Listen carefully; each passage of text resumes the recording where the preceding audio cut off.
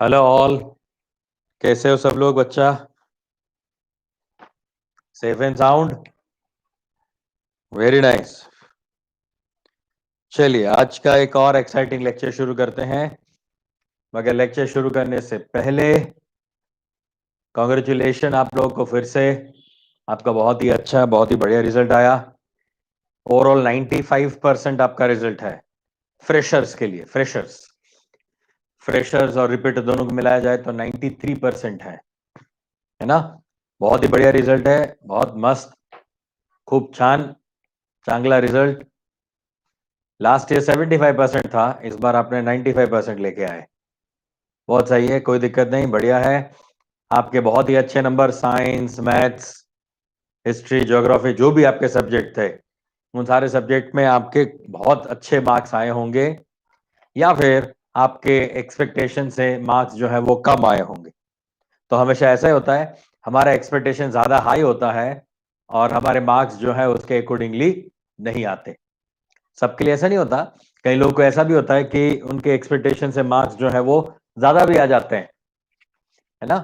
मगर हमारे दिमाग में ज्यादातर चीजें ऐसी चलती है कि मैं 90 मार्क्स का पेपर लिख के आया हूं, मुझे 95 मार्क्स मिलने चाहिए। ऐसा नहीं होता।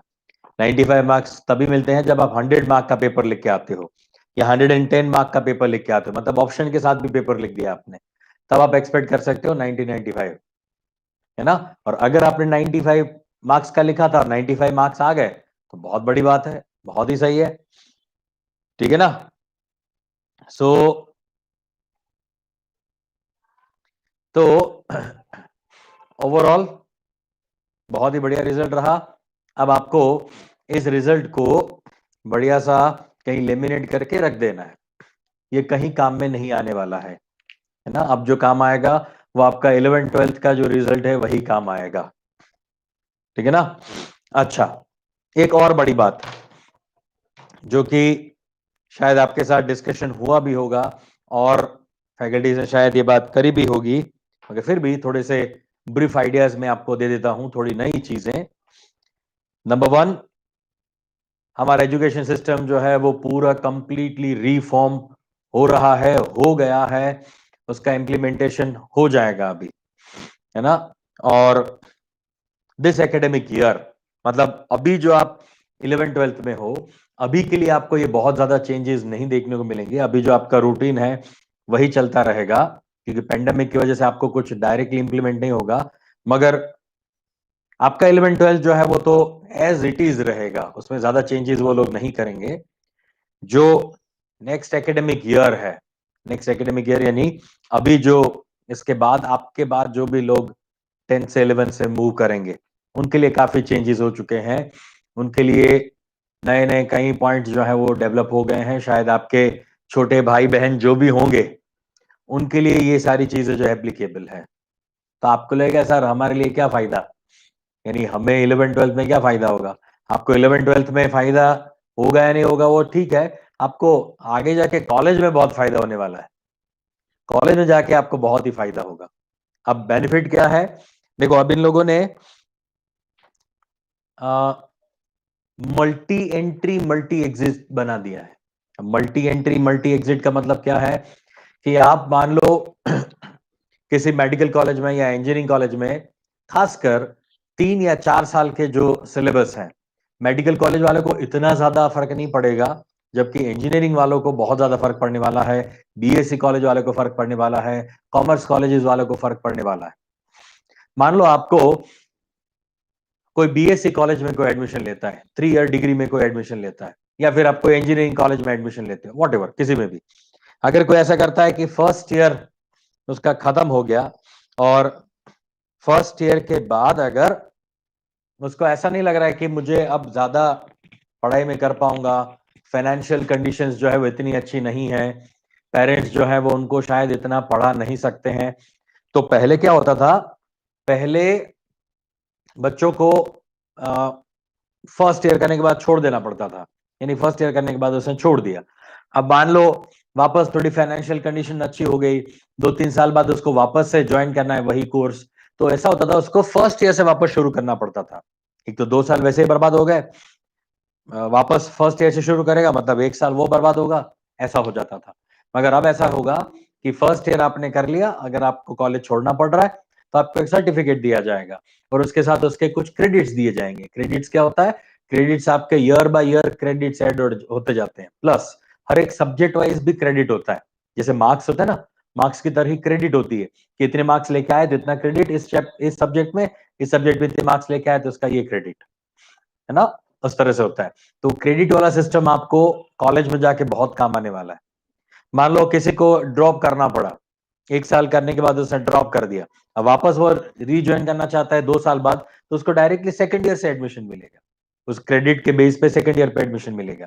और उसका एक टाइम ड्यूरेशन होगा कि फर्स्ट ईयर ड्रॉप करने के 2 साल या 3 साल, वॉट जो भी डिसाइड होगा वो, अभी वो पूरा जो है वो रिफॉर्म नहीं हुआ, यानी वो बताया नहीं गया कि कितने साल के बाद आप री एंट्री कर सकते हो, मगर इतना बोल दिया गया है कि री एंट्री कर सकते हो एक सर्टेन पीरियड के लिए। कोई ऐसा बोलेगा कि आज मैंने छोड़ दिया, 10 साल के बाद मुझे सीधे सेकंड ईयर में एडमिशन दो, ऐसा नहीं होता। एक टाइम ड्यूरेशन होता है, उस टाइम ड्यूरेशन के अंदर आप री एंट्री कर सकते हो।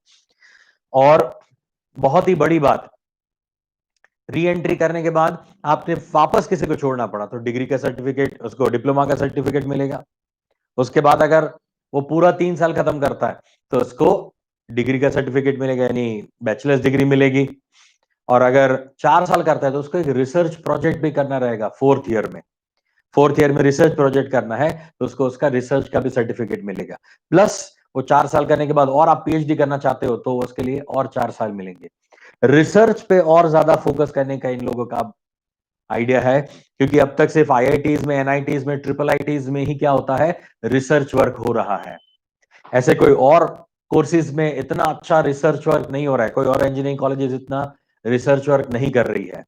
तो उसको भी अब फोर्थ ईयर में प्रमोट करके रिसर्च वर्क कराया जाएगा। और ये सारी चीजें करने का सबसे बड़ा लक्ष्य ये है कि अभी जितने बच्चे शुरू करते हैं पढ़ाई, वहां से सिर्फ 25%, मान लो 100 बच्चों ने पढ़ाई करना शुरू किया, वो फर्स्ट स्टैंडर्ड में 100 बच्चे एनरोल हुए, तो कॉलेज में आते आते थर्ड ईयर खत्म करते करते सिर्फ 25 स्टूडेंट्स बचते हैं, 75 स्टूडेंट्स ने ड्रॉप आउट कर दिया होता है। तो हमारा एजुकेशन सिस्टम ये सोच रहा है, या फिर इसलिए रिफॉर्म किया है ये, कि 100 स्टूडेंट से एटलीस्ट 50% स्टूडेंट तो ऐसे हो कि जो अपना पूरा एजुकेशन खत्म करें, राइट? तो इसके लिए ये सारी चीजें जो है वो करी जा रही है। अच्छा, आपके लिए एक बहुत ही बढ़िया चीज क्या है, आपके लिए एक और अभी करंट ईयर के लिए, अगर आपका कोई जो सिस्टम है उसमें ये होगा कि शायद मैं एक बार आपको बता रहा था कि 11 12 स्टैंडर्ड का जो भी एग्जाम है, तो उस एग्जाम में हमें क्या करना पड़ता है, 11th का पूरा साल आप पढ़ाई किए, आपका मार्च और अप्रैल में एग्जाम आया, वो 3 घंटे में आपने जो भी लिख लिया, जो भी लिखने आपने जो भी इसमें से आउटपुट दिया, वो आउटपुट के बेस पे आपके नंबर डिसाइड होते थे। मगर अब ये जो भारत सरकार है वो हर एक स्टेट को भी ये करिकुलम या फिर ये जो रिफॉर्मेशन है वो भेजेगी, और उसके बेस पे स्टेट जो है वो डिसाइड करेगी कि किस तरह से एग्जाम्स ली जाए। ये सजेशन है कि 11th स्टैंडर्ड है तो 11th स्टैंडर्ड को भी 4 टुकड़ों में बांट दिया जाए, first semester, second semester, third semester, fourth semester, 4 exam ले ली जाए। अगर 4 एग्जाम ले ली जाए तो क्या हो जाएगा, उन चारों एग्जाम में जो जो आपके मार्क्स आ रहे हैं उसके बेस पे आपको क्या मिलेगा, उसके क्रेडिट्स के बेस पे, उसके मार्क्स के बेस पे आपके फाइनल जो रिजल्ट है वो बनेगा। मतलब फर्स्ट एग्जाम में आपका अच्छा परफॉर्मेंस है, सेकंड में आपका डाउन हो गया, थर्ड और फोर्थ में आपका और अच्छा हो गया, तो आपका ओवरऑल जो है वो क्या रहेगा, आपका अच्छा रिजल्ट बन जाएगा। अगर मान लो कोई बच्चा लास्ट, कई बार ऐसी दिक्कत होती थी ना कि मार्च अप्रैल में ही बंदा एकदम बीमार हो गया, उसको टाइफाइड हो गया, उसको कुछ और हो गया, क्या हो गया, ये हो गया, वो हो गया, है ना, तो एग्जाम नहीं दे पाता था, तो उनका पूरा साल जो है खराब होता था, बर्बाद होता था, और उसी वजह से वो बच्चा छोड़ देता था पढ़ना।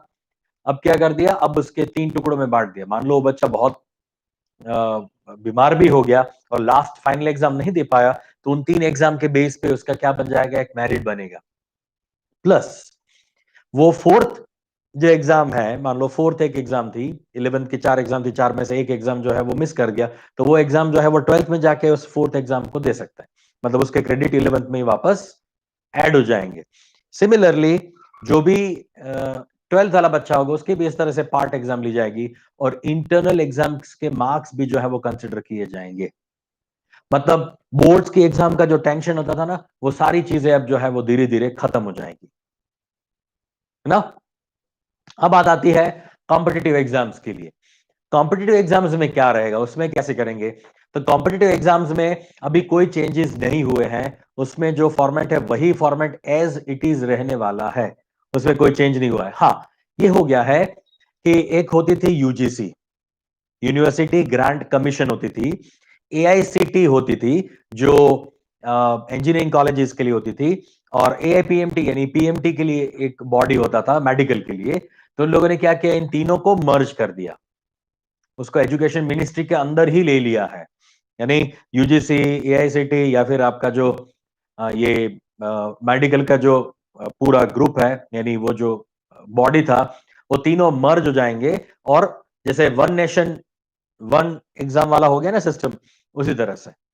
और जो भी 11th 12th से बच्चा कॉलेज में जाना चाहते हैं, उन सारे बच्चों का जो है वो एप्टीट्यूड टेस्ट लिया जाएगा, यानी एंट्रेंस टेस्ट लिया जाएगा, कॉमन एंट्रेंस टेस्ट, सीईटी यानी कॉमन एंट्रेंस टेस्ट एक लिया जाएगा, या फिर कॉमन एटीट्यूड टेस्ट यानी एप्टीट्यूड टेस्ट, ऐसा करके कोई टेस्ट बनाएंगे। यानी 11th 12th से कॉलेज में जाना है तो उस टेस्ट को तो देना ही है। जैसे कि ये हम इंजीनियरिंग वगैरह के लिए जो एग्जाम होती है, जेई मेंस और एडवांस की, उसी तरह से मेडिकल की होती है एनडब्ल्यूटी, सेम वो तो वैसे ही रहेगी, है ना। और वो एग्जाम दे सकता है। एक और इंपॉर्टेंट चीज आप लोगों के लिए,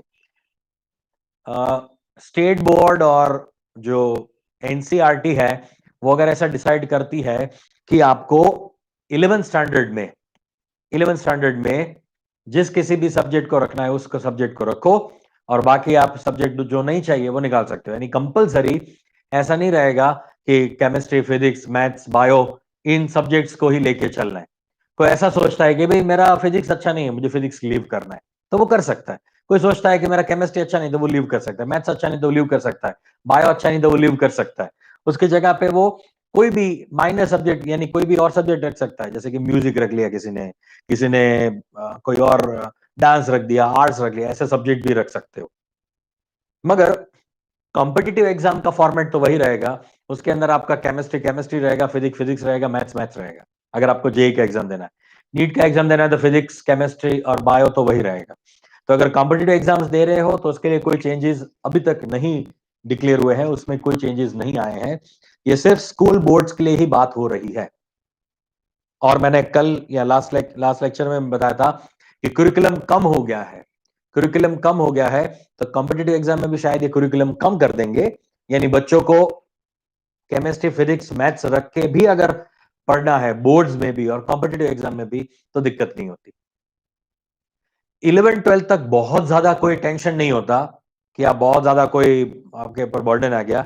मगर जैसे ही कोई बच्चा कॉलेज में एंटर होता है, तो कॉलेज में एंटर होने के बाद उसके ऊपर बहुत ज्यादा बर्डन हो जाता है। क्योंकि अभी तो आप लोग क्या होता है बेटा, अभी तो आप लोग मम्मी डैडी के साथ ही हो, मतलब मम्मी डैडी आपको पाल पोस रहे हैं। मगर जैसे ही आप कॉलेज में जाते हो ना, तो आपके अंदर भी एक नया जोश आना शुरू हो जाता है कि नहीं, अब मैं कुछ कमाऊंगा। अभी 11th 12th में आप ऐसे नहीं करते। 11th 12th, और भगवान ना करे आप किसी को ऐसी रिक्वायरमेंट हो, किसी को भी ऐसा होता है, मान लो कोई ऐसा गरीब बच्चा है, फिर भी 11th 12th उसको करना है, और 11th 12th करते करते उसको जॉब भी करनी पड़ रही है, तो उसके लिए कोई एक सब्जेक्ट जो है वो लीव करना ज्यादा बेटर हो जाता है। मगर कॉलेज में तो ये फैसिलिटी दे दी गई है कि आप इंजीनियरिंग कॉलेज में इंजीनियरिंग कर रहे हो, और साथ में आपको कोई भी आर्ट्स का या फिर कोई ह्यूमैनिटीज का ऐसा कुछ सब्जेक्ट लेके आपको पढ़ना है, तो आप पढ़ाई कर सकते हो। आपका इंजीनियरिंग के साथ साथ वो भी आपका माइनर कोर्स होगा। मेजर आपका कोर्स ये है, मैकेनिकल इंजीनियरिंग हो गया, कोई एक्सवाइजेड इंजीनियरिंग हो गया, तो साइड बाय साइड आप जो है वो भी कर सकते हो। हिस्ट्री लेके किसी ने पढ़ाई किया माइनर में, और उसका आपको प्रॉपर बैचलर्स डिग्री सर्टिफिकेशन आपको उसका मिलेगा। जिससे क्या होता है, ये मेनली ज्यादा यूजफुल है। मैं ज्यादा इसको फोकस इसलिए इंजीनियरिंग के ऊपर कर रहा हूं, क्योंकि मेडिकल में ये करने का चांस ही नहीं है। ये बीएससी या फिर इंजीनियरिंग में या फिर कॉमर्स में, इसमें जो लोग जाते हैं आर्ट्स में, उनके लिए ज्यादा ये फायदेमंद है। जो लोग मेडिकल करना चाहते हैं उनके लिए तो फिक्स्ड है, उनके लिए कोई चेंज नहीं हो सकता। उनके लेवल 12th में जो है वो आप केमिस्ट्री, फिजिक्स और बायो लेके पढ़ोगे, वो तो फिक्स्ड है, वो कुछ नहीं कर सकते। क्यों नहीं कर सकते? क्योंकि मान लो आपने मेडिकल में एडमिशन ले लिया, मेडिकल कॉलेज में एडमिशन ले लिया। अब मेडिकल कॉलेज में एडमिशन लेने के बाद आपके उतने सब्जेक्ट वहां पे मेडिकल के जो वो तो आपको पढ़ने ही है। आप ऐसा तो नहीं कर सकते कि पूरा ह्यूमन बॉडी है तो यार इस बार मुझे ये ब्रेन या फिर आई या फिर टीथ के लिए नहीं पढ़ना है, फर्स्ट ईयर में ही मुझे ब्रेन के लिए पढ़ना ही नहीं है, वो छोड़ देता हूं। मैं एक काम करता हूं, मैं म्यूजिक रख लेता हूं। ऐसा नहीं होता कि सिर्फ लोअर लिम्ब पढ़ाया जाएगा, अपर लिम्ब आप नहीं पढ़ोगे, ऐसा नहीं होता। बोलेगे एक लेफ्ट हैंड ठीक है, राइट हैंड नहीं पढ़ना है मुझे, ऐसा नहीं हो सकता। पढ़ना है तो पूरा बॉडी आपको पढ़ना पड़ेगा, वरना तो आपको पता नहीं चलेगा कि इसका फंक्शन बाकी बॉडी के पार्ट के साथ कहां पे है। तो मेडिकल वालों के लिए ये ज्यादा फ्रूटफुल नहीं है, एप्लीकेबल नहीं है। मेडिकल है तो डेफिनेटली 100% आपका फोकस जो है वो पूरे ह्यूमन बॉडी के ऊपर होगा। हाँ, उसमें आगे जाने के बाद आप फर्स्ट ईयर आपका खत्म होता है 1.5 साल का, उसके बाद उसको आप डिवाइड कर सकते हो कि कौन से स्पेशलाइजेशन में आपको जाना है, तो वो अलग कहानी है। ठीक है, ये मेनली जो भी चेंजेस हुए हैं ना वो ज्यादा एप्लीकेबल है इंजीनियरिंग, बीएससी और बीकॉम या फिर आर्ट्स के बीए वाले जो सब्जेक्ट्स हैं उनके लिए ज्यादा एप्लीकेबल है ये, और उनके लिए अच्छा भी है।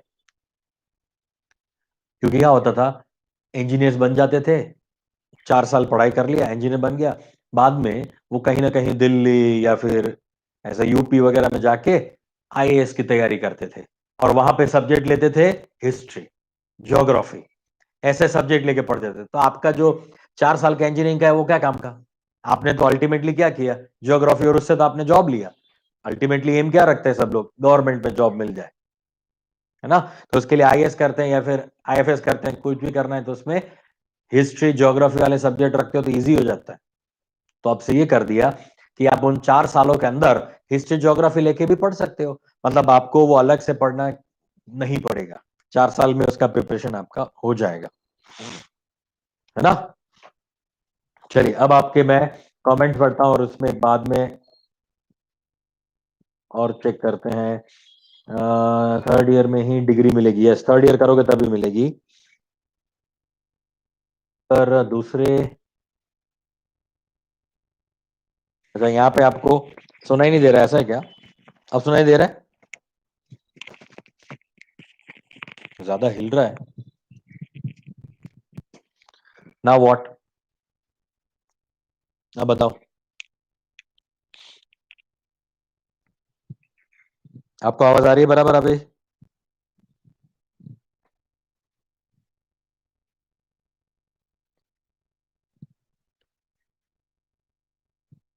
मेरा ध्यान ही नहीं है, मैंने तो देखा ही नहीं है वो यार। क्लियर है ना?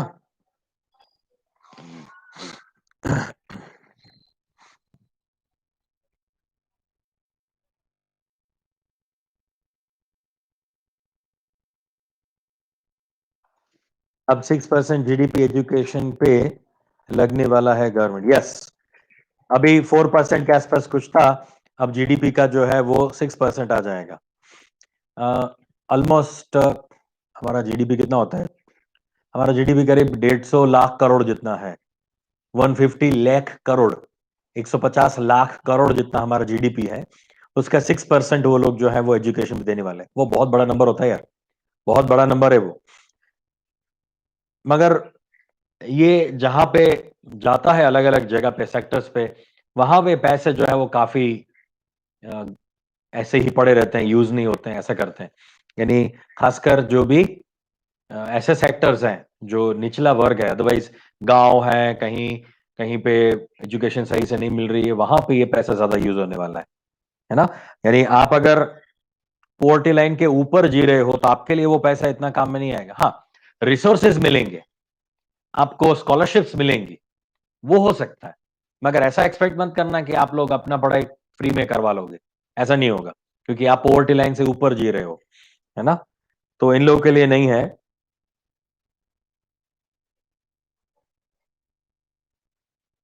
Okay, next. सर 100 यूनिवर्सिटीज अब इंडिया में आ रहे हैं। हाँ, वो तो काफी टाइम से है, काफी टाइम से डिसाइड हो चुका है वो। ये फॉरेन यूनिवर्सिटीज आ रही है, फॉरेन यूनिवर्सिटी आना अच्छा नहीं है, हमारी यूनिवर्सिटीज को ज्यादा डेवलप करना अच्छा है। वॉइस क्रैक हो रही है अभी भी? 1 सेकेंड लेट। अब देखो, अब बताओ, अब वॉइस क्लियर है? अब आपको वॉइस क्लियर आ रही है? मुझे सुनने दो, क्या दिक्कत होती थी। जो भी 12th वाला बच्चा होगा उसकी भी इस तरह से पार्ट एग्जाम ली जाए।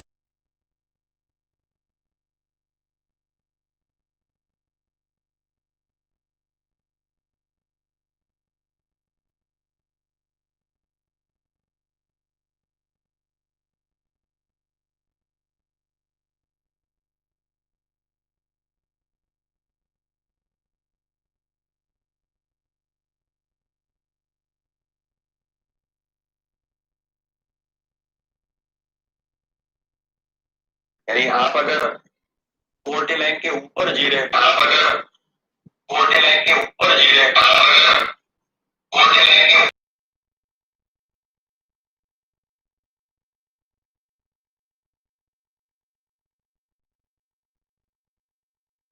हाँ चलो, अब शायद आपको आवाज क्लियर आ रही होगी, मैं ऐसा मान रहा हूं।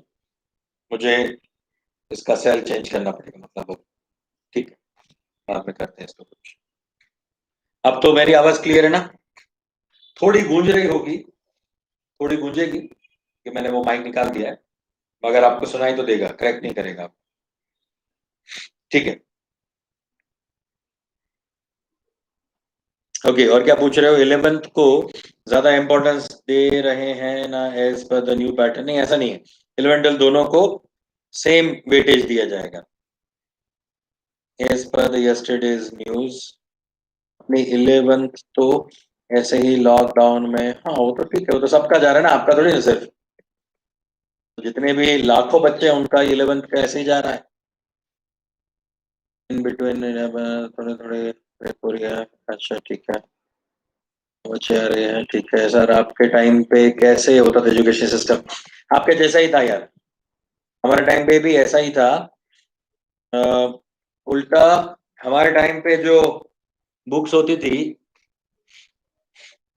वो ज्यादा, यानी सिलेबस ज्यादा होता था, सिलेबस ज्यादा था।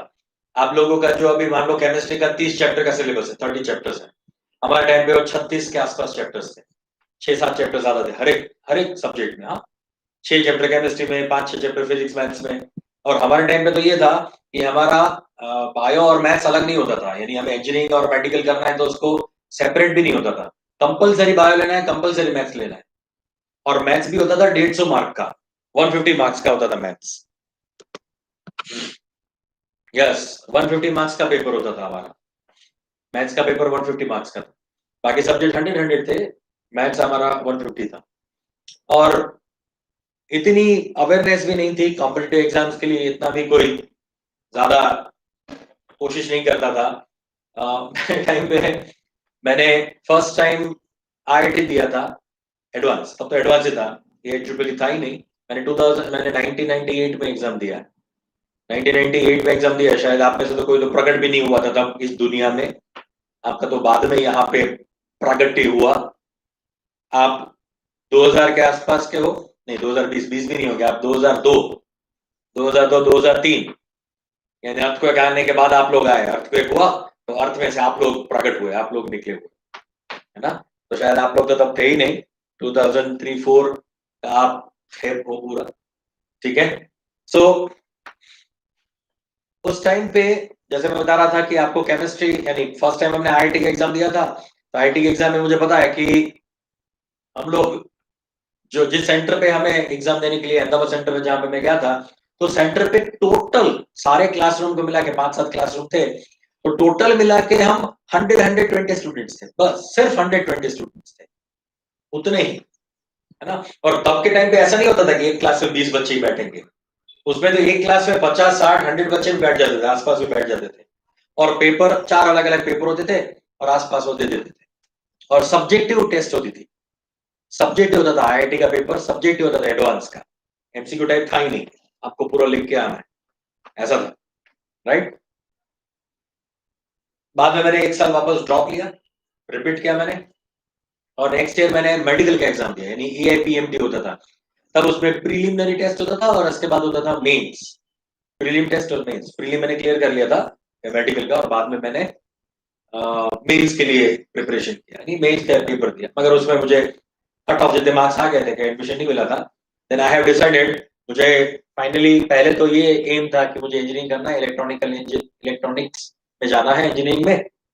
और बाद में बताया, ऐसा लगा कि चलो यार अब मेडिकल कर लेते हैं। कोई एम नहीं होता था यार तब। और कोई आपको जैसे कोई चीज बता रहे ना, आपके आसपास के जो भी लोग हैं, आपके पेरेंट्स हैं, आपके टीचर्स हैं, जो हम लोग आपको बता रहे हैं, ऐसा कुछ नहीं होता था। सब बोल देते थे। और मेरा तो पता है, आईआईटी के लिए फॉर्म जो है मैंने डीडी भर के आया। मेरे डैडी ने बोल दिया था कि बेटा तेरे लिए ये आईआईटी एडवांस का फॉर्म भर दिया है, तुझे एग्जाम दे के आना है, जा एग्जाम दे के आ। कुछ प्रिपरेशन नहीं, कुछ नहीं, ऐसे जाके जो आता था वो तुक्का मार के लिख लिया। एक साल ड्रॉप करने के बाद मैंने प्रिपरेशन किया। प्रिपरेशन करने के बाद मुझे पता चला, अच्छा इसमें तो ऐसी ऐसी चीजें होती है। मेंस का फिर भी मेडिकल का पेपर जो था, वो फिर भी मेरे लिए ऐसा था कि नहीं, कुछ तो मुझे समझ में आता है। तो प्रिलिमिनरी तो मैंने क्लियर कर लिया था, तो मगर मजा आया। खत्म होने के बाद मुझे लगा यार कुछ नहीं करना है, छोड़ो इसको, लग जाओ, बीएससी कर लो। टारगेट तब बनाया जब मैंने मेडिकल का एग्जाम दिया। हमने टारगेट बना लिया कि भाई अगर सिलेक्शन नहीं हो रहा है तो हमें क्या करना है, फिक्स्ड बीएससी करना है, बीएससी विद केमिस्ट्री करना है, और उसमें ही पीएचडी करना है। वहां से एम बन गया था, 5 साल का एम बना लिया था वहां से।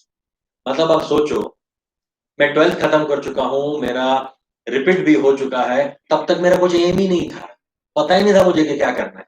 जैसे वो खत्म हुआ तब कई चीजें दिमाग में आई, अच्छा अब तो ये करना चाहिए। बाद में एम बनाया, पीएचडी तक का एम बाद में बना लिया, जो आपके पास अभी से है। और अब तो जो बच्चे आपके छोटे भाई बहन कोई भी होंगे, अगर फिर 6 स्टैंडर्ड में होंगे, उनका एम तो अब से बन जाएगा, अभी से। 6 स्टैंडर्ड से ही कोडिंग शुरू कर रहे हैं। 6 स्टैंडर्ड से ही ये लोग आपको अलग अलग सब्जेक्ट प्रोवाइड करने शुरू कर देंगे, केमिस्ट्री फिजिक्स मैथ्स बायो ऐसे करके अलग कर देंगे, है ना, जैसे आईसीएसई बोर्ड वगैरह में होता है उस तरह का। तो बहुत इजी हो जाए। खैर आईसीएसई मेरे ख्याल से 8 स्टैंडर्ड से होता है ना, ये बाइफर्केशन 7 या 8 से होता है। तो वैसे ही 6 स्टैंडर्ड से हो जाएगा, तो बच्चों का डेवलपमेंट जो है वो अच्छे से हो जाएगा, है ना।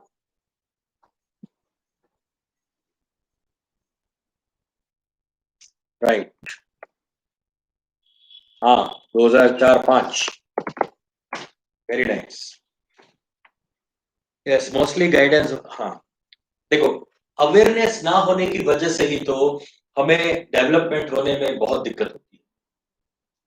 एक सिंपल सी बात बताता हूँ, एक सिंपल सा एक कंपैरिजन बताता हूँ।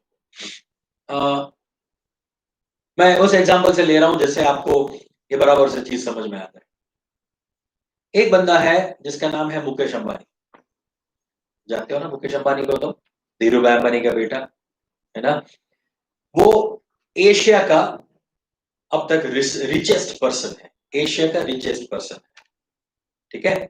उसका एज जो है, उसके कंपैरिजन में मैं एज चेक करता हूं जेफ बेजोस का, जेफ बेजोस का, है ना। तो जेफ बेजोस जो है वो और मुकेश अंबानी, मुकेश अंबानी सीनियर है, उसके डैडी भी इस बिजनेस में थे। जेफ बेजोस जो है वो अभी जस्ट पिछले 10-12 साल से इंट्रोड्यूस हुआ आया है, फिर भी वो पूरे वर्ल्ड का रिचेस्ट पर्सन बन गया, एकदम जीरो से शुरू करके एकदम ऊपर हो गया। क्यों? उसके पास काफी रिसोर्सेज थे, उसके पास काफी सारी इंफॉर्मेशन थी, उसके पास काफी गाइडेंस था, इसलिए वो बंदा वहां तक इमीडिएटली पहुंच पाया पिछले 10-12 सालों में ही, है ना। जबकि ये बंदा पिछले 50 साल से वो मेहनत कर रहा है, उसके डैडी भी मेहनत कर रहे हैं, फिर भी वो वहां तक नहीं पहुंच पाए। क्यों? क्योंकि उसके पास ऐसा रिसोर्स रिसोर्स नहीं है, उसके पास ऐसा कोई गाइडेंस नहीं है। जितना आपके पास अवेयरनेस ज्यादा होता है ना, उतना आप ज्यादा डेवलप हो सकते हो। अगर मैं बात करूं नेटवर्थ की, तो मुकेश अंबानी का नेटवर्थ करीब करीब $60 बिलियन जितना है। $60 बिलियन जितना उसका है। $60 बिलियन को मैं कैसे आपको बताऊं, कैसे इसका हम यानी आप ऐसा बोल सकते हो कि 60 यानी 4 लाख करोड़ जितना, करीब करीब 4 लाख करोड़ जितना उसका पैसा है। किसमें? उसके पास जो अभी 50-60 बिलियन जो इसके पुटिंग। जबकि जेफ बेजोस जो है उसका नेटवर्थ जो है वो तो $180 बिलियन है। सोचो सही, 3 गुना ज्यादा। 3 टाइम्स मोर, है ना। तो वो काफी छोटे स्पान में उसने बहुत बड़ा कर लिया है ना। तो डेफिनेटली ये चीज जो है वो मैटर करती है कि कितना आपके पास अवेयरनेस है। और हमेशा अवेयरनेस बहुत ही जरूरी होती है। आप किसी भी फील्ड में काम करते हो, अवेयरनेस का मतलब क्या है पता है? इसके लिए भी एक सिंपल एग्जांपल आपको देता हूँ। मान लो कि आप एक नए सिटी में जाते हो। आज आप XYZ सिटी में पढ़ाई कर रहे हो, XYZ सिटी में आप बैठे हुए हो, है ना। आज मैं नासिक में हूँ, है ना अभी। तो जब पहली बार मैं मुंबई से नासिक आया था, या फिर पहली बार मैं मेरे होम टाउन से अहमदाबाद से मुंबई गया था, तो पहली बार क्या था, मुंबई में एंटर होते से मुझे क्या पता चल गया था कि मुंबई का पूरा जो पूरा मैप ऐसा है, यहाँ पे ये वो नहीं।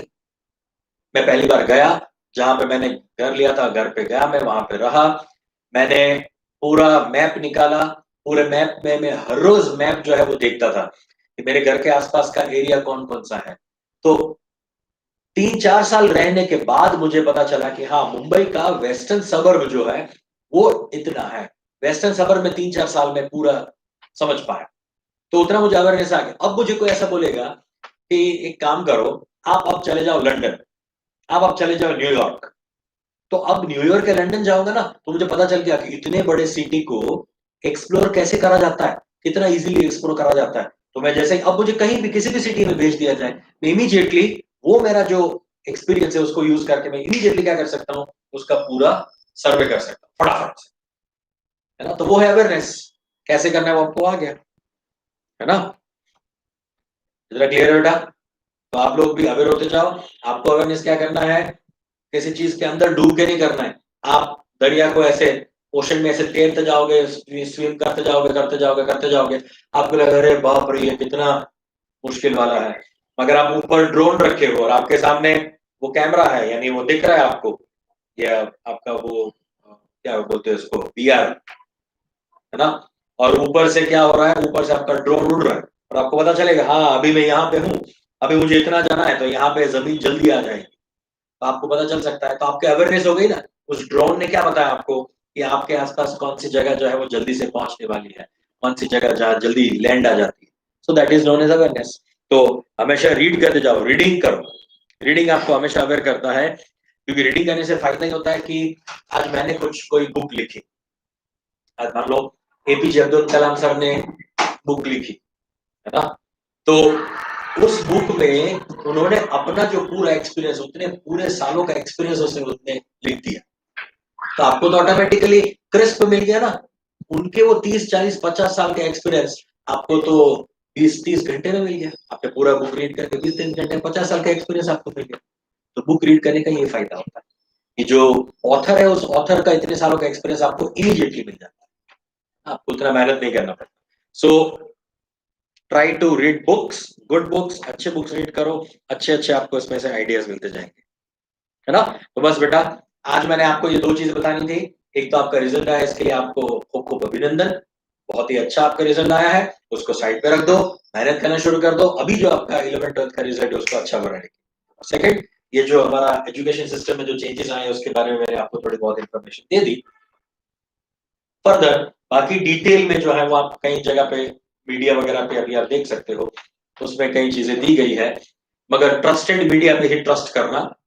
कई बहुत सारे लोग जो है वो इस पे वीडियोस बनाना शुरू कर दिए हैं, मगर उस पर बहुत ट्रस्ट मत करना, क्योंकि जब तक फाइनल स्टेट बोर्ड का नहीं आता कोई भी नोटिफिकेशन, तब तक मैं इसको नहीं मान सकते, है ना। क्योंकि जो बातें चल रही है वो तो नेशनल लेवल पे चल रही है। स्टेट बोर्ड अपना खुद का करिकुलम खुद का जो है वो डिसाइड कर सकता है। कभी भी कोई भी सेंट्रल गवर्नमेंट इस स्टेट गवर्नमेंट को फोर्स नहीं कर सकता कि आप लोग ऐसा ही करो ऐसा ही करो। मगर जनरली सब लोग क्या करते हैं, स्टेट गवर्नमेंट जो है वो सेंट्रल गवर्नमेंट की तरह ही चलती है ना। Wings of fire, yes, APJ Abdul Kalam sir, बहुत अच्छी बुक है। इंडिया बाय 2020 भी रीड करना, वो भी अच्छा बुक है उनका, इंडिया बाय 2020। ओके ना। और उसमें भी उन्होंने GDP के बेस पे पूरा बताया है। और वी होप कि हम टॉप 10 कंट्रीज में, टॉप 10 नहीं, टॉप 5 कंट्रीज में आ जाए। इतना नहीं, हम 5 टॉप 5 कंट्रीज में आना है हमें। सारे मामलों में, सिर्फ एक दो मामलों में नहीं, सारे मामलों में जीडीपी देखे सब कुछ। मैंने बोला इस तरह से हमारा जीडीपी जो है वो बिलियंस में है, यानी 150 बिलियन जितना, जबकि अमेरिका का जो जीडीपी है वो ट्रिलियंस में है, ट्रिलियंस में 1000 टाइम्स ज्यादा होता है हमसे। बहुत बड़ा है।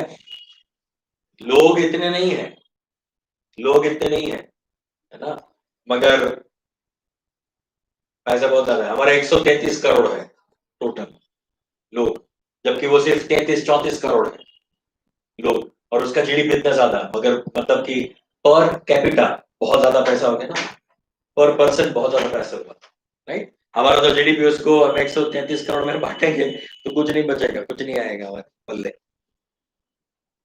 ओके, चलिए ठीक है, फटाफट से शुरू करते हैं। लास्ट लेक्चर में शायद हमने आपको क्या बताया था, फैक्टर अफेक्टिंग लेटाइस एनर्जी बताया था, है ना। चलिए अब बताते हैं प्रॉपर्टीज ऑफ आयनिक कंपाउंड। इसमें दो तीन चीजें जो है वो बहुत ही ब्यूटीफुल है, जो कि मुझे आपको बतानी है।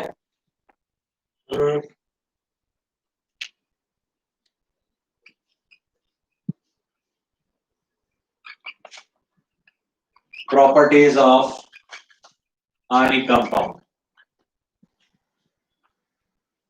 ठीक है। Number one, number one is physical state.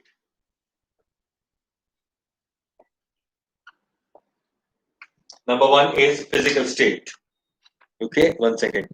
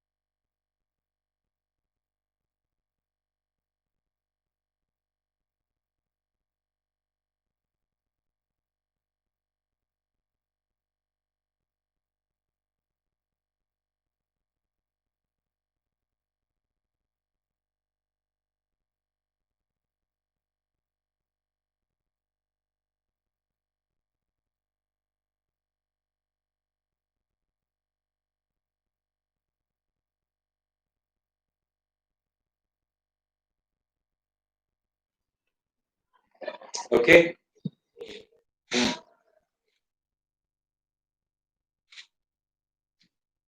Sir वो दो से फैक्टर भी थे क्या? हाँ, वो दो ही फैक्टर थे लेटेस्ट एनर्जी को अफेक्ट करने वाले। एक तो था चार्ज ऑन कैटायन और एनायन, है ना, Z plus into Z minus, और दूसरा था साइज ऑफ कैटायन और एनायन, जिसके साथ वो इनवर्सली प्रोपोर्शनल होता था। सिर्फ वो दो फैक्टर्स, ठीक है। चलिए, now properties of ionic compound, physical state. Ionic compound जो है ये 3 dimensional solid crystal, 3 dimensional solid crystals होते हैं। फॉर एग्जांपल, अगर मान लीजिए हमारे पास NaCl है, यानी NaCl का क्रिस्टल है मेरे पास,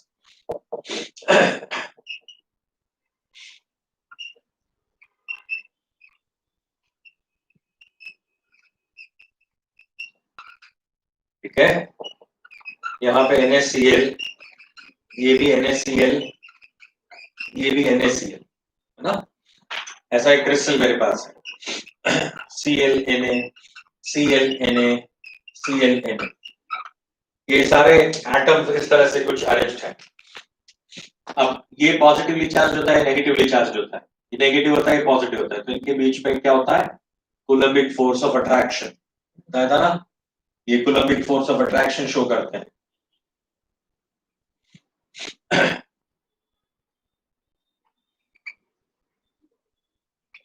इसलिए क्या होता है, ये पूरा ऐसा नेटवर्क, पूरा नेटवर्क स्ट्रक्चर बन जाता है यहाँ पे, दिख रहा है ना आपको, नेटवर्क स्ट्रक्चर, ये पूरा नेटवर्क स्ट्रक्चर है। दूसरी एक बात, जो ये सोडियम क्लोराइड है, मान लो ये सोडियम प्लस है, तो उसके साथ इसके आसपास देख सकते हैं आप, इसके आसपास 1 2 3 और 4 क्लोरीन जो है वो अटैच है। सिमिलरली उसके आगे भी एक क्लोरीन होता है, उसके पीछे भी एक क्लोरीन होता है, 3 डायमेंशनल। उसको दिखाने के लिए मैं एक तरीका यूज करता हूं। ये डार्क जो है वो दिखता है, उसका मतलब है वो टूवर्ड्स यू है, आपके तरफ है ये क्लोरीन, ये क्लोरीन आपकी तरफ है। जबकि यहाँ पे मैं ऐसा डैश डैश डैश बना रहा हूं, तो ये क्लोरीन जो है वो क्या है, पीछे की ओर है। यानी ये क्लोरीन आपको बड़ा दिख रहा है आपकी तरफ है, ये क्लोरीन पीछे है तो छोटा दिख रहा है, ये नॉर्मल दिख रहा है आपको प्लेन पे। तो मुझे यहाँ पे क्या मिल रहा है, ये 3 डायमेंशनल मिल रहा है, ये 3 डायमेंशनल व्यू मिल रहा है ना आपको। इसके साथ क्या जुड़ा हुआ होगा, यहाँ पे सोडियम होगा, और इसके आगे भी क्या होगा, यहाँ पे सोडियम होगा। ये देख, आई बात समझ में। तो ये भी क्या होगा, यहाँ पे एक NaCl जुड़ा हुआ होगा, यहाँ पे NaCl जुड़ा होगा। मतलब ये पूरा क्या है, 3 डायमेंशनल स्ट्रक्चर होता है, 3D क्रिस्टल स्ट्रक्चर बनता है, इसको बोलते हैं लेटाइस। इसके वर्ड हमने यूज किया था, लेटाइस। लेटाइस एनर्जी पर इफेक्ट होता है क्या, क्या पूछ रहे हो? हाँ, इज टेम्परेचर, सर टेम्परेचर का लेटेस्ट एनर्जी पर इफेक्ट होता है क्या? नहीं, टेम्परेचर का लेटेस्ट एनर्जी पे फर्क नहीं पड़ता कुछ। मतलब कोई क्रिस्टल बन गया, तो क्रिस्टल बना तब एनर्जी रिलीज हुई, मतलब लेटेस्ट एनर्जी जो बनती है तब टेम्परेचर इंक्रीज होता है, यानी एनर्जी रिलीज होती है, एक्सोथर्मिक होता है। और उसको तोड़ना है तो आपको बाहर से एनर्जी प्रोवाइड करनी पड़ती है। तो टेम्परेचर के साथ लेटेस्ट एनर्जी का कोई चेंज नहीं होता, यानी टेम्परेचर ज्यादा तो लेटेस्ट एनर्जी ज्यादा, ऐसा कुछ नहीं होता, क्योंकि वो तो इंडिविजुअल प्रॉपर्टी है। सोडियम और क्लोराइड बॉन्ड फॉर्मेशन जब होगा, तो इसमें से जो भी एनर्जी रिलीज होगी वो एनर्जी तो फिक्स्ड है, वो टेम्परेचर के साथ वेरी नहीं करती। टेम्परेचर ज्यादा या कम हो तो ऐसा नहीं होता। अच्छा, आप बोलोगे कि यहां से निकलने वाली एनर्जी जो है वो लेट्स सपोज 177 किलो कैलोरी जितनी है, इसका लेटेस्ट एनर्जी मान लो इतना है। तो अगर बाहर एटमॉस्फेरिक टेम्परेचर इतना हो कि जो आपको 177 किलो कैलोरी जितना एनर्जी दे दे, तो ये बॉन्ड फॉर्म ही नहीं होगा। इससे बाहर की एनर्जी, सराउंडिंग की एनर्जी इससे कम होनी चाहिए, तभी तो क्या करेगा, वो एनर्जी लूज करेगा। अगर बाहर का ही सराउंडिंग का टेम्परेचर ही या उसका एनर्जी ही 177 किलो कैलोरी जितना होगा, तो ये बॉन्ड फॉर्मेशन नहीं होगा, वो टूटा ही रहेगा, जुड़ेगा ही नहीं, है ना। तो टेम्परेचर का कोई इफेक्ट नहीं होता, क्योंकि ये इंटेंसिव प्रॉपर्टी है, वो खुद की प्रॉपर्टी है, वो टेम्परेचर के साथ उसका कोई इफेक्ट नहीं होता। ठीक है ना सर, मतलब कि क्या इफेक्ट नहीं होता? अच्छा, मयूर क्या पूछ रहे हो? सर मतलब आपका क्लिनिक नहीं है क्या? मयूर जादव, सर आप केमिस्ट्री के doctor? Yes, I am PhD, doctor of philosophy. और डॉक्टर ऑफ फिलोसॉफी मेरा है ना क्लिनिक, मेरा क्लिनिक है, ये रहा, जहां पे मैं अभी खड़ा हूं वही मेरा क्लिनिक है ना। और यहाँ पे मेरे पेशेंट्स नहीं आते, यहाँ पे मेरे स्टूडेंट्स आते हैं। मेरे पास स्टूडेंट्स हैं, मेरे पास पेशेंट्स नहीं है। तो मैंने शायद आपको पहले लेक्चर में ही बताया था, मेरा फर्स्ट लेक्चर जो था उसमें ही मैंने आपको बताया था कि I am the doctor who do not prescribe the drug, who made a drug. हम ड्रग बनाते हैं, दवाई बनाने वाले हैं। वैक्सीन बन रही है ना, तो वो PhD इस वैक्सीन बनाते हैं। डॉक्टर तो सिर्फ उस वैक्सीन को प्रिस्क्राइब करता है। अरे बेटे का पॉइंट, चलिए वापस, इतना समझा बेटा? तो टेम्परेचर के साथ इसका कोई रिलेशन नहीं। बस, तो वो क्वेश्चन का मैंने आंसर दिया। अब वापस आते हैं। 3D सॉलिड क्रिस्टलाइन स्ट्रक्चर होता है ये, फिजिकल स्टेट इसका सॉलिड है, बस ये कहानी हो गई। नंबर 2, इसका मेल्टिंग पॉइंट, बॉइलिंग पॉइंट, खासकर melting point MP। Melting point जो है वो क्या होता है, शार्प, शार्प MP होता है इसका। मान लो हम NaCl ले रहे हैं, तो NaCl को मेल्ट करने के लिए 800 डिग्री सेल्सियस की रिक्वायरमेंट होती है। तो NaCl 800 डिग्री सेल्सियस पे पहुंच के ही मेल्ट हो जाता है इमीडिएटली।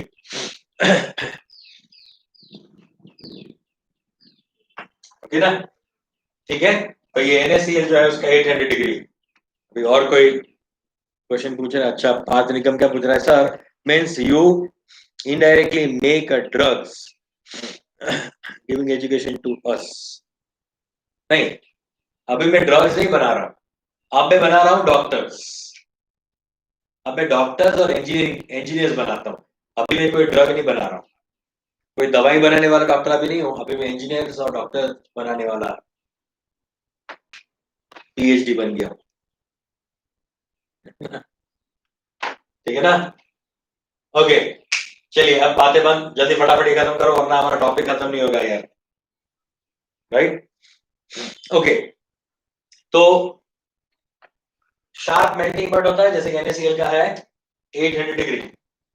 अगर इस NaCl में मैं कोई इंप्योरिटीज डाल दूं, कोई इंप्योरिटी डाल दिया जाए तो इसका मेल्टिंग पॉइंट कम हो जाता है। मतलब NaCl में मान लो मैंने डाल दिया कैल्शियम क्लोराइड CaCl2, तो इसका मेल्टिंग पॉइंट क्या हो जाता है 700 डिग्री सेल्सियस पे आकर रुक जाता है ना?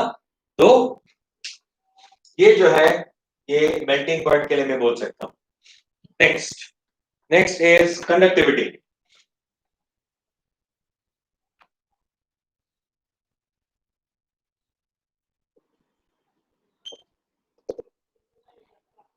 It's a poor conductor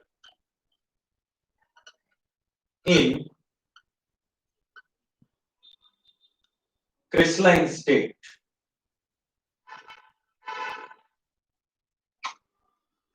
because ions are not free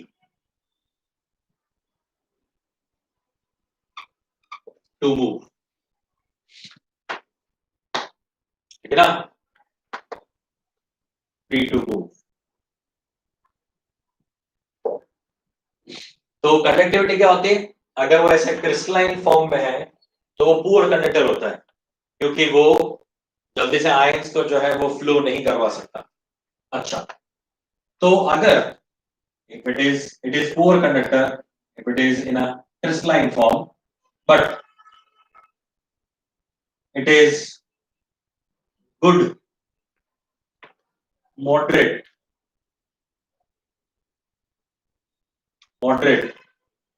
to good conductor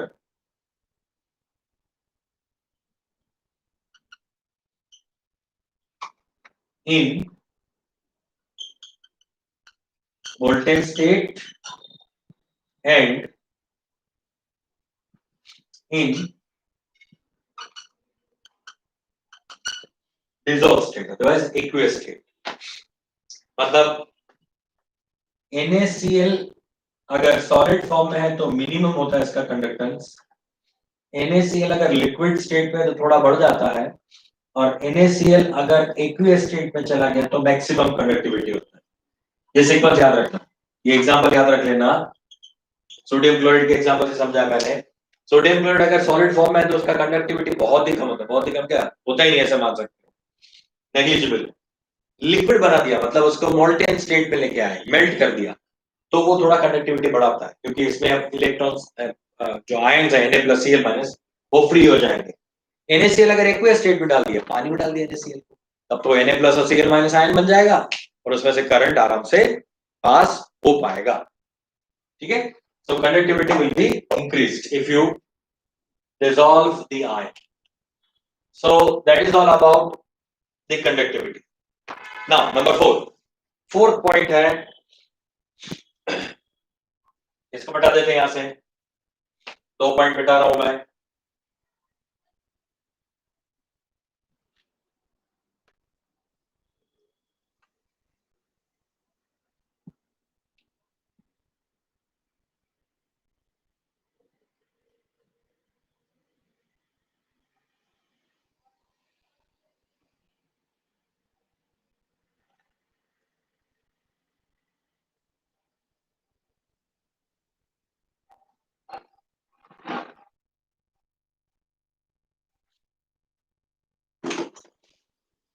number 4,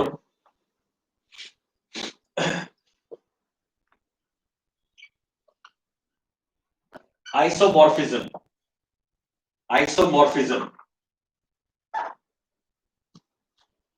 isomerism नहीं, ये आइसोमेरिज्म नहीं है, ये आइसोमेरिज्म नहीं है, आइसोमॉर्फिज्म है। अब आइसोमॉर्फिज्म का मतलब क्या होता है? आइसो का मतलब होता है सेम, प्लस शेप और फॉर्म। सेम शेप अथवा सेम फॉर्म, इसको बोलते हैं आइसोमॉर्फिज्म। आइसोमेरिज्म नहीं, आइसोमॉर्फिज्म, ठीक है ना। तो आइसोमॉर्फिज्म का मतलब यह है एनी कंपाउंड शोज, ऐसा स्टेटमेंट लिख लो, any compound shows isomorphism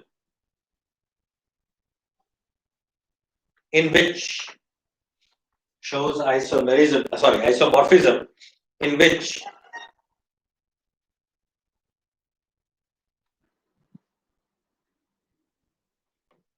the compound having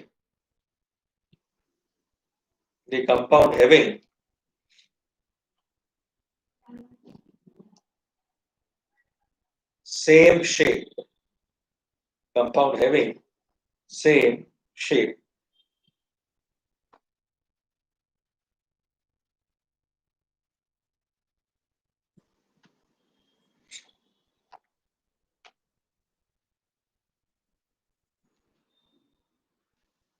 okay, next point लिखो,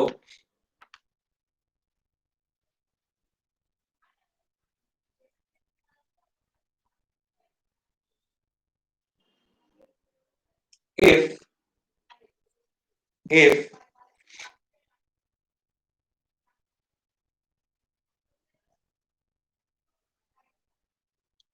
their formula type, if their formula type and electronic configuration is same, electronic configuration is same for the cation and anion, for the cation and anion, they generally show isomorphism.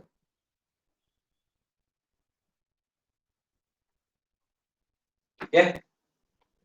For example, NaCl and MgS, sodium chloride का type क्या है? 1:1, 1:1, मतलब एक cation एक anion, एक cation एक anion. इसका type क्या है? 1:1, एक कटायन एक एनायन, एक कटायन एक एनायन। और दूसरी बात, सोडियम प्लस है, यहाँ पे क्लोरीन माइनस है, Mg+2 है, S-2। अब देखना इनका इलेक्ट्रॉनिक कॉन्फ़िगरेशन क्या होगा? 2:8। एक्चुअली सोडियम का क्या होता है? 2:8:1 होता है, मगर उसमें से मैंने एक इलेक्ट्रॉन हटा दिया तो वो क्या बन गया? 2:8 बन गया। क्लोरीन का क्या होता है? 2:8:7 होता है, मगर उसमें एक हमने इलेक्ट्रॉन ऐड कर दिया तो क्या बन गया? 2:8:8 हो गया। Cl माइनस अब हो गया 2:8:8। अच्छा, मैग्नीशियम का क्या होता है? 2:8:2 होता है, मगर मैग्नीशियम +2 का मतलब 2 इलेक्ट्रॉन हटा दिया तो 2:8 हो गया। सल्फर का क्या होता है? 2:8:6 होता है, 16 नंबर होता है सल्फर, तो 2, 8, 10, 6, 16, मगर इसमें 2 इलेक्ट्रॉन ऐड कर दिए -2 का मतलब, तो ये भी क्या हो गया? 2:8:8। आपको दिख रहा है ना? आपको दिख रहा है ना? ये कटायन और ये कटायन, उसका इलेक्ट्रॉनिक कॉन्फ़िगरेशन क्या है? सेम है। ये अनायन और ये अनायन, उन दोनों का भी इलेक्ट्रॉनिक कॉन्फ़िगरेशन क्या है? सेम है। अगर जिनका इलेक्ट्रॉनिक कॉन्फ़िगरेशन सेम हो या और साथ साथ में उसका टाइप 1:1, 1:1 टाइप हो, टाइप भी सेम है, तो ये दोनों क्या करते हैं? आइसोमॉर्फिज्म शो कर सकते हैं। दे शोज आइसोमॉर्फिज्म, यस, ये आइसोमॉर्फिज्म शो करते हैं। अच्छा, ये तो एक एग्जांपल हो गया। दूसरा एग्जांपल ले लो, let's suppose if I have sodium chloride and magnesium chloride, ठीक है, यहाँ पे Na+ है, Cl- है, इलेक्ट्रॉनिक कॉन्फ़िगरेशन क्या है? 2:8, इसका क्या होगा? 2:8:8, ऊपर वाला हो गया। इसमें मजी क्या होगा? Mg+2 क्या होता है? इसका 2:8 होता है, और Cl- है, इसमें 2 Cl- है, तो दोनों का क्या होता है? 2:8:8, और दूसरे का भी क्या होता है? 2:8:8।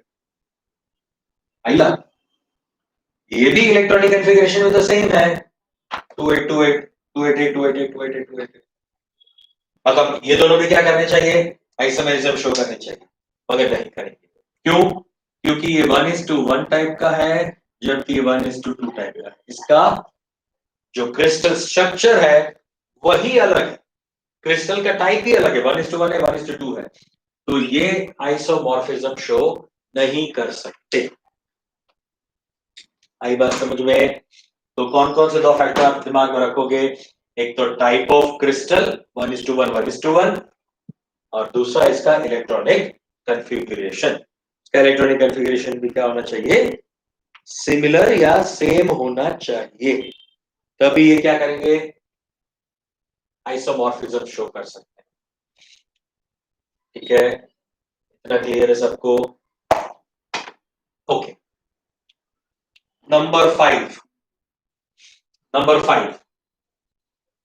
प्रॉपर्टीज ऑफ आयनिक कंपाउंड में नंबर 5, और काफी इंपॉर्टेंट पॉइंट है, बराबर से ध्यान रखना, याद रख लेना, छोटा सा पॉइंट है, कोई ज्यादा इसमें आपको दिमाग नहीं लगाना है,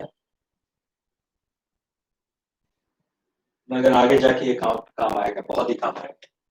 नंबर 5, आइसोमेरिज्म। ये आइसोमॉर्फिज्म है। आइसोमॉर्फ का मतलब होता है same structure, same shape, same form, दो अलग अलग कंपाउंड मगर सेम स्ट्रक्चर। अच्छा, ऐसा भी होता है एक ही कंपाउंड दो अलग अलग स्ट्रक्चर, जैसे कि जिंक सल्फाइड। जिंक सल्फाइड के दो स्ट्रक्चर होते हैं, zinc blende and wurtzite. Zinc blende and wurtzite दोनों अलग अलग शेप के होते हैं, कंपाउंड एक ही है, तो उसको बोलते हैं पॉलीमॉर्फिज्म। इसके लिए वर्ड होता है पॉलीमॉर्फिज्म। मैं अलग से लास्ट में लिखवा दूंगा पॉलीमॉर्फिज्म। वो इसका आयनिक कंपाउंड का कोई टाइप नहीं है, मगर मैं सिर्फ ऐसे ही फॉर योर इंफॉर्मेशन लिखवा दूंगा ये। इसको बोलते हैं पॉलीमॉर्फिज्म, राइट? जैसे कि कैल्शियम कार्बोनेट। कैल्शियम कार्बोनेट भी दो तरह का होता है, एक तो जो मार्बल आप यूज करते हो चीजों बनाने के लिए, जैसे कि हमारा ताजमहल बना हुआ है, ताजमहल बना हुआ वो कैल्शियम कार्बोनेट है, तो वो आपका है कैल्शियम कार्बोनेट। दूसरा कैल्शियम कार्बोनेट आपके घर के आसपास जो रेत होती है, चौक होता है, वो भी क्या होता है? कैल्शियम कार्बोनेट होता है, कैल्शियम सल्फेट होता है। या फिर ओशन के आसपास जो आपको प्यूमाइन स्टोन मिलता है, वो पत्थर होता है ना ऐसा छेद छेद वाला, वो भी कैल्शियम कार्बोनेट होता है, मगर वो ताजमहल जैसा नहीं है, वो अलग कैल्शियम कार्बोनेट है, स्ट्रक्चर अलग है। उस ताजमहल के कैल्शियम कार्बोनेट का स्ट्रक्चर अलग है, स्ट्रक्चर अलग है, केमिकल प्रॉपर्टी अलग नहीं है, दोनों का स्ट्रक्चर अलग है।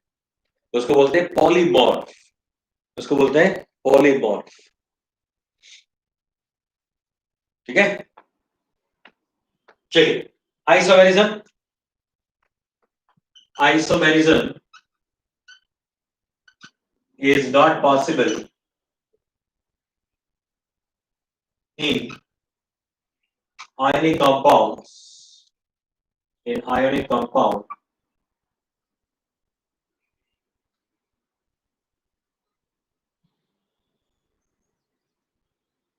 because ionic bond is not directional।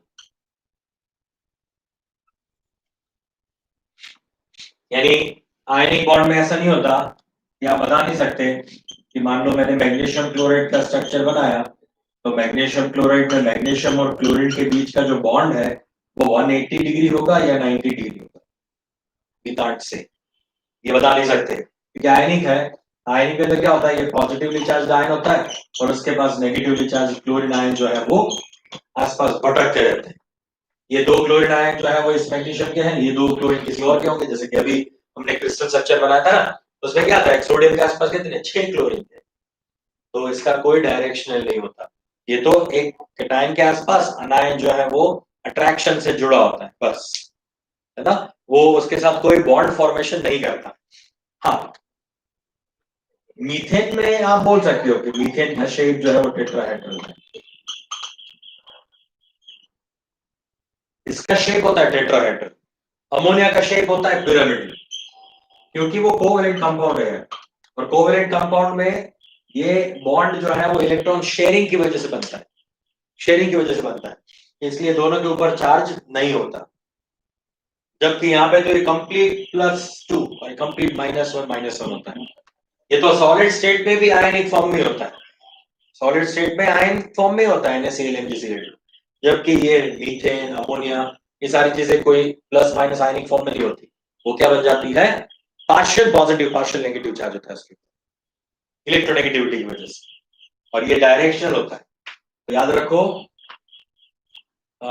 ionic bond is not directional, it is non-directional, right? Bond is non-directional, ऐसा करो ना, it is non-directional, while the covalent bond is directional. So they have a particular shape, tetrahedral, pyramidal, bipyramidal, कई सारे shape हो सकते हैं, ठीक है? So isomerism is not possible in ionic compound because ionic bond is non-directional. ये याद रख लेना, बहुत काम की चीज है। नॉन डायरेक्शनल मतलब कोई शेप नहीं बनाता, उसका क्रिस्टल स्ट्रक्चर होता है, शेप नहीं होता उसका, ठीक है? तो ये हम नहीं बता सकते, ये बता सकते हैं कोवेलेंट कंपाउंड। फाइन, अब नीचे लिख लो FYI, FYI करके नीचे लिखो FYI। If any single compound have different crystal structure, they are known as polymorphism. Polymorph.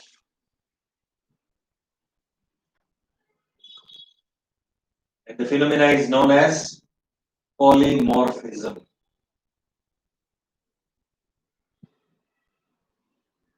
Polymorphism. Example है जिंक सल्फाइड, उसके दो क्रिस्टल्स होते हैं, उसके दो क्रिस्टल स्ट्रक्चर्स होते हैं,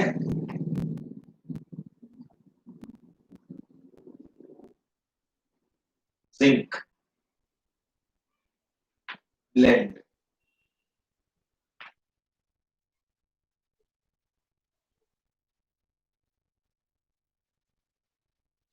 and wurtzite, zinc blende and wurtzite,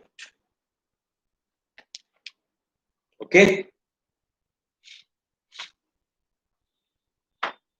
zinc sulphide के दो क्रिस्टल स्ट्रक्चर है, जिंक ब्लेंड एंड वुडजाइट, और कंपाउंड तो एक ही है ZnS, दो स्ट्रक्चर, उसको बोलते हैं पॉलीमॉर्फ, या फिर फिनोमेना है पॉलीमॉर्फिज्म। कॉपर सल्फेट भी एग्जाम्पल होगा क्या पॉलीमॉर्फिज्म का?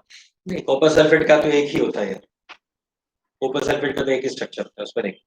कैल्शियम कार्बोनेट दे सकते हो, कैल्शियम कार्बोनेट का दो होता है, crystalline calcium carbonate and amorphous calcium carbonate, जैसे कि चौक जैसा, वो एमोर्फस है, जबकि मार्बल मतलब ताजमहल जैसा, तो वो हो जाएगा क्रिस्टलाइन,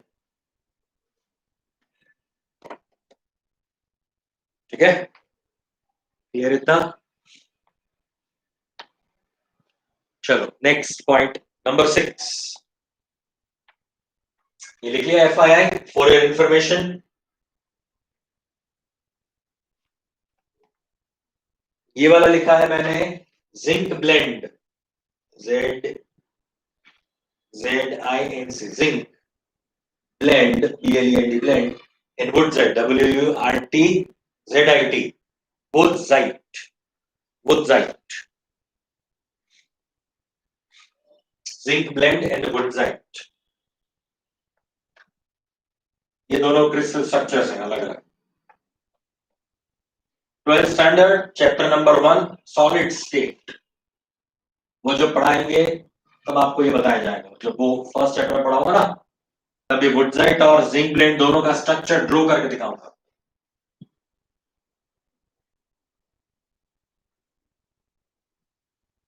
तब तक थोड़े बड़े भी हो गए होंगे आप, आपका इमेजिनेशन भी अच्छा हो गया होगा, दिखा सकते, ठीक है? Number 6,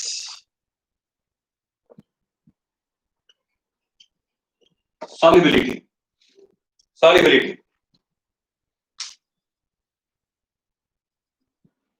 solubility.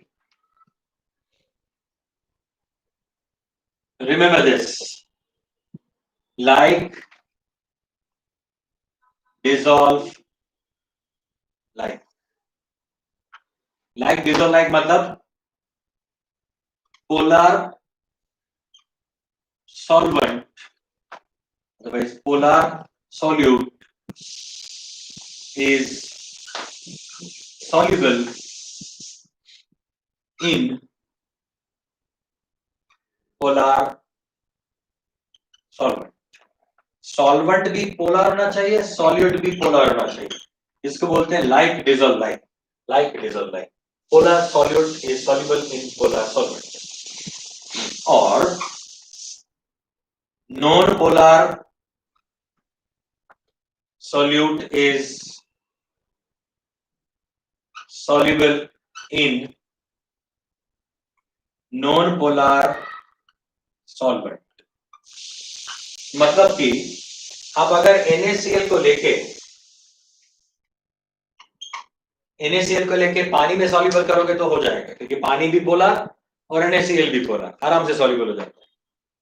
मगर NaCl को लेके आप किस में डालो, ऑयल में डाल दो।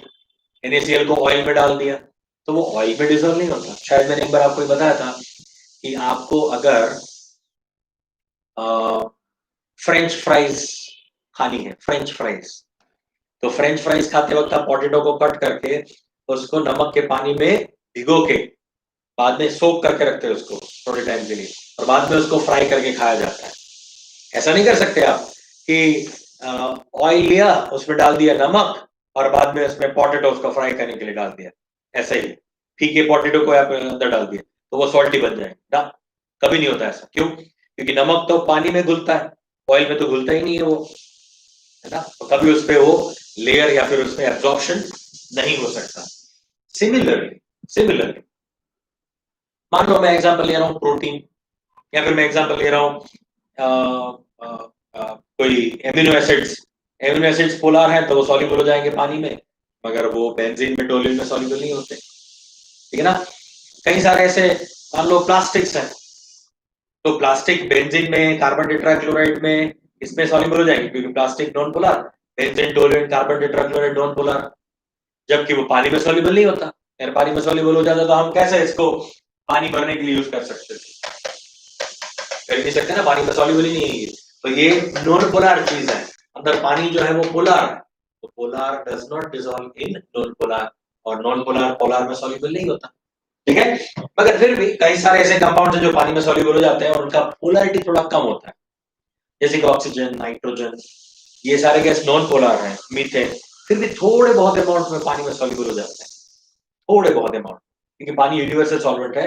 उसके लिए एक और रीजन है, पानी में चीजें सॉल्युबल होती है, उसके लिए एक और रीजन भी है, और वो रीजन है dielectric constant. Dielectric constant of water is very high. वो क्या करता है, मॉलिक्यूल्स को सेपरेट कर देता है और अपने अंदर डिसॉल्व करवा लेता है ना।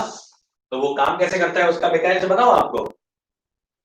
पानी किसी भी चीज को डिसॉल्व कैसे करता है खुद के अंदर, उसका मैकेनिज्म बताता हूं आपको। चलो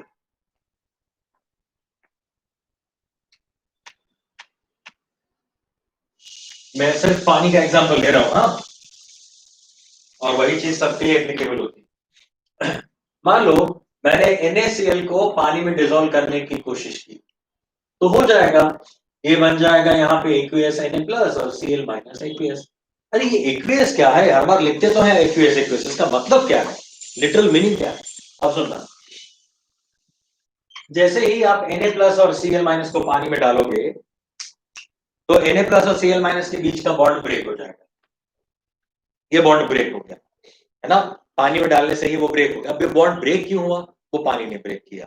पानी का जो डाइलेक्ट्रिक कांस्टेंट है, उस डाइलेक्ट्रिक कांस्टेंट ने इस NaCl के बॉन्ड को ब्रेक कर दिया, और खुद जो है इस पानी के इस सोडियम क्लोराइड के मॉलिक्यूल के आसपास घेरा डाल दिया उसने। It surrounds the sodium ion.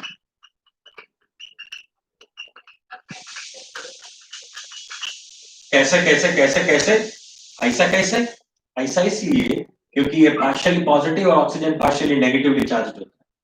सारे ऑक्सीजन माइनस चार्ज वाले होते हैं पार्शियली। ये पार्शियली क्यों है? क्योंकि इनका इलेक्ट्रोनेगेटिविटी ज्यादा है। ऑक्सीजन की इलेक्ट्रोनेगेटिविटी कितना होता है बेटा? ऑक्सीजन की इलेक्ट्रोनेगेटिविटी होता है 3.5 है, जबकि हाइड्रोजन की इलेक्ट्रोनेगेटिविटी क्या है? 2.1। मतलब ये डिफरेंस कितना? 3.5 2.1 करो तो 3.5 में से 2.1 माइनस करो 1.4 1.4 1.4 जो है वो काफी काफी कहां पे है, 1.7 के आसपास है ना, मतलब ये हाईली पोलार है, ये हाईली पोलार है, राइट। तो ये क्या करता है, इसका नेगेटिव चार्ज इस सोडियम के पॉजिटिव चार्ज को अपनी ओर अट्रैक्ट कर लेता है, मतलब इसके आसपास वो पूरा घेरा बना लेता है, उसको घेर लेता है। इस प्रोसेस, इस चीज को बोला जाता है सॉल्वेशन। क्या बोलते हैं उसको, सॉल्वेशन। यहाँ पे इस सॉल्वेंट ने Na+ आयन को घेर लिया, ये सॉल्वेशन है। या फिर इसको बोला जाता है, पानी है तो हाइड्रेशन, हाइड्रेशन बोलते हैं, पानी है तो हाइड्रा, हाइड्रा मतलब वाटर, राइट।